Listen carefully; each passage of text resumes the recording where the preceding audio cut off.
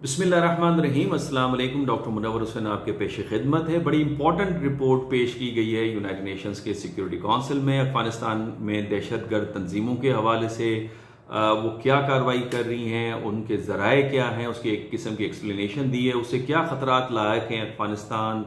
और पड़ोसी ममालिक और ख़ित्ते से बाहर के ममालिक को बैनुल-अक़वामी अमन व अमान की जो सूरत हाल है उसको क्या ख़तरात लायक हैं, इस हवाले से एक रिपोर्ट पेश की गई है। उसकी वजूहात क्या हैं और आखिर में मैं बताऊंगा अपना तज्जिया कि मेरा तज्जिया इसके हवाले से क्या है। आप उससे एग्री भी कर सकते हैं, डिसएग्री भी कर सकते हैं। अफ़गानिस्तान के हवाले से जो यूनाइटेड नेशंस की जो सिक्योरिटी काउंसिल की जो कमेटी है टेररिज्म के ऊपर, उसमें नतालिया गैरमैन जो कि एग्जीक्यूटिव डायरेक्टर हैं टेररिज्म कमेटी के, और व्लादिमीर वोरोकोव जो कि हेड हैं यूनाइटेड नेशंस की काउंटर टेररिज्म कमेटी के, दोनों ने ब्रीफिंग दी है 15 रुकनी यूनाइटेड नेशंस की सिक्योरिटी काउंसिल को। और उन्होंने कहा है कि जनाब तहरीक तालिबान जो है और जो मुल्हका है या अटैच है या एफिलिएटेड है तालिबान अफ़गानिस्तान की हुकूमत के साथ और अलकायदा के साथ, और ऐसी बहुत सारी दूसरी जो एफिलिएटेड तंजीमें हैं, उनको नेटो के कैलिबर के जो हथियार हैं वो मुहैया किए जा रहे हैं, जिससे दहशत गर्दी का ख़तरा जो है अफ़गानिस्तान और पड़ोसी ममालिक में बढ़ गया है। और ये अमल जो है संजीदा किस्म की एक ख़तरे की घंटी है अफ़गानिस्तान और ख़ित्ते के हवाले से। इस हवाले से टीटीपी के जो हमले हैं उसकी एक तारीख आपको इवन पाकिस्तान के अंदर नज़र आती है। आपने देखा कि ज़ोब के अंदर हमला हुआ मिलिट्री फोर्स के ऊपर, सिक्योरिटी फोर्सेस के ऊपर, फिर जमीयत उलमा इस्लाम के ऊपर हमला हुआ जिसमें 40 लोग हलाक हुए और 100 से ज़्यादा ज़ख्मी हुए। हमने फिर इसी किस्म का हमला जो है वो पाराचनार के अंदर देखा। तो एक आपको तारीख नज़र आती है। लेकिन इस हवाले से अफ़गानिस्तान के नुमाइंदे का क्या कहना है? ज़बीउल्लाह मुजाहिद का कहना है कि ये बयान जो है ये प्रोपेगंडा पे मुश्तमिल है, ये इल्ज़ाम पर मुश्तमिल है, इसे हम रद्द करते हैं। उन्होंने अपने ऑफिशियल ट्विटर के ऊपर ये बात कही है कि जब तालिबान की हुकूमत आई पावर के अंदर, तो दाइश की जो कार्रवाइयाँ हैं उसमें काफ़ी हद तक कमी वाक़या हुई है, बल्कि ज़ीरो लेवल तक कार्रवाइयाँ गई हैं। और इस किस्म का जो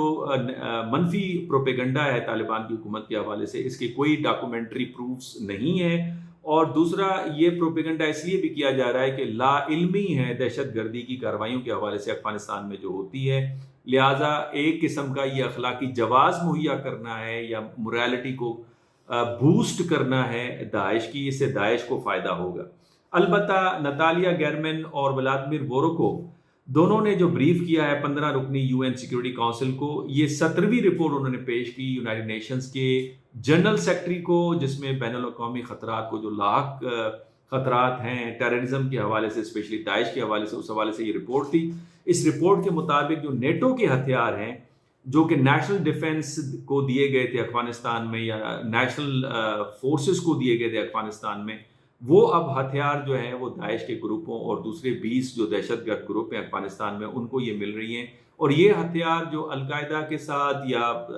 तालिबान की हुकूमत के साथ जो एफिलिएटेड ग्रुप हैं, स्पेशली तहरीक तालिबान पाकिस्तान और ईस्टर्न तुर्किस्तान इस्लामिक मूवमेंट जिसे हम ETIM कहते हैं, इनकी तरफ से मिल रहे हैं। और तालिबान की हुकूमत संभालने के बाद जो ये हथियार हैं ये सिर्फ अफ़गानिस्तान तक नहीं फैल रहे, बल्कि पड़ोसी ममालिक के अंदर भी ये हथियार मौजूद है। और इसका पता तो खुद पाकिस्तान में जो दहशत गर्दी के हमले हैं, स्पेशली बलूचिस्तान के अंदर हम देख रहे हैं BLA के पास जो हथियार इस्तेमाल हो रहे हैं, मजीद ग्रुप जो हथियार इस्तेमाल कर रहा है वो यही हथियार हैं जो नेटो फोर्सेस के बाद थे। अब इसके अलावा जो एक और उन्होंने बात की वो भी बड़ी इंपॉर्टेंट है। उन्होंने कहा कि दाइश ने एक इंडस्ट्री सो कॉल्ड कमेटी बनाई है जिसका मकसद ये कि उन मुख्तलिफ ज़रायों को तलाश करना है जिससे एडवांसमेंट हासिल कर सकें वेपन के अंदर, स्पेशली एक्सप्लोसिव्स और पे लोड ड्रोन्स के हवाले से। इस हवाले से वो कहते हैं कि अफ़गानिस्तान में मामला इस हद तक गंभीर हो गए हैं कि दाइश की जो ऑपरेशनल कैपेबिलिटी है वो काफ़ी मजबूत और सोफिस्टिकेटेड होती जा रही है। तालिबान पे खुद हमला कर रहे हैं। इस हवाले से एक वीडियो भी जारी हुई है जिसमें तालिबान के ऊपर हमला हुआ और फिर तालिबान ने बहुत से दाइशी जो रुकन थे उनको गिरफ्तार किया और उसमें से एक ने रेजिस्ट करने की कोशिश की जिसको तालिबान ने वहीं पे मारा। तो इस हवाले से जो बैनुल-अक़वामी तंजीमें हैं वो भी टारगेट हो रही हैं और अफ़गानिस्तान के लोग भी टारगेट हो रहे हैं और सिक्योरिटी खित्ते की जो है वो दाव पे लग रही है।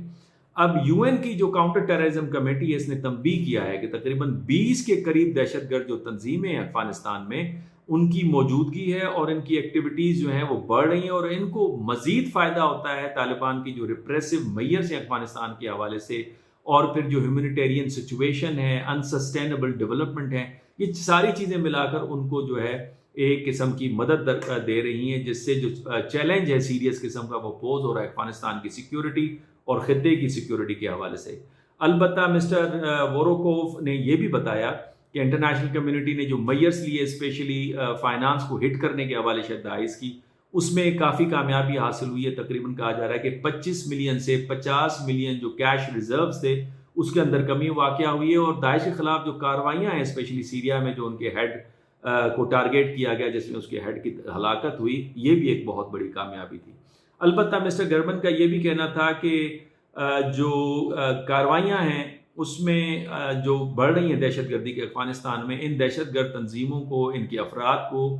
بین الاقوامی جو انصاف کا جو میکانزم ہے اس کے کٹہرے میں لا کے کھڑا ہونا پڑے گا، اور انہوں نے زور دیا کہ سارے انٹرنیشنل کمیونٹی کے جو ممبر ممالک ہیں اس میں ان کا اس میں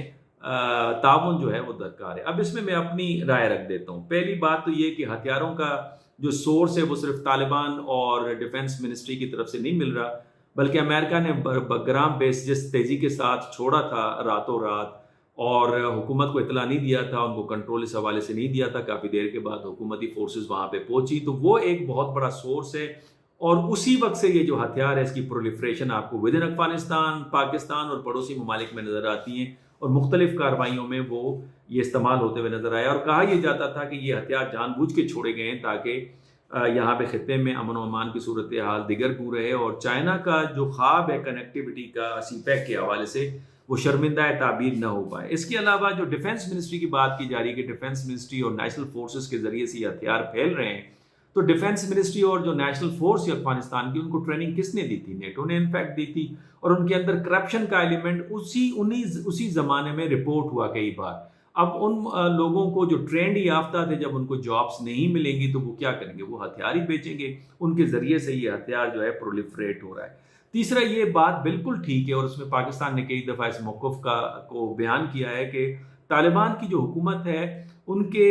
اندر نرم گوشی کا عنصر موجود ہے ٹی ٹی پی اور دوسرے دہشت گرد تنظیموں کے حوالے سے، اور یہی وجہ ہے کہ وہ یا تو ان کو شفٹ کرنے کی بات کرتے ہیں نارتھ میں، جس پہ ایران کو بہت بڑا اعتراض ہے، یہ پاکستانی حکومت کو زور دیتے ہیں کہ ان کے ساتھ بات چیت کریں، ان کے خلاف کارروائیاں کرنے سے وہ انکار کرتے ہیں۔ تو یہ چیزیں ساری موجود ہیں، اور اسی وجہ سے اس چیز کا جو رپورٹ ہے خود بین الاقوامی جو ریسرچ انسٹیٹیوٹ ہے انہوں نے جنوری 2023 میں بتانا شروع کر دیا تھا کہ ان کی بیسز موجود ہیں، افغانستان کی ان کو سپورٹ موجود ہیں۔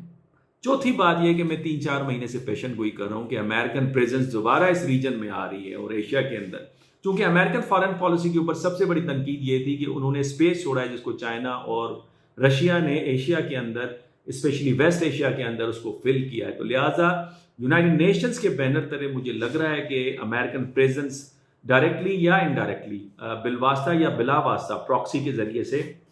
وہ آپ کو اس وقت نظر آئے گی، اور اس سے ان کو فائدہ ہوگا، ان کے جو اسٹریٹجک اہداف ہیں وہ حاصل ہو پائیں گے، اور ٹیررزم کو بھی کاؤنٹر کرنے میں مدد ہوگی، اور اس میں پاکستان کا بھی خیر انٹرسٹ آپ کو نظر آتا ہے۔ البتہ جو سی پیک ہے اس کو اس حوالے سے بڑا دھچکا پہنچے گا، اور جو چائنیز انٹرسٹ ہیں اس کو البتہ اس کے چائنا کو اس حوالے سے ضرور کنسرن ہوں گے۔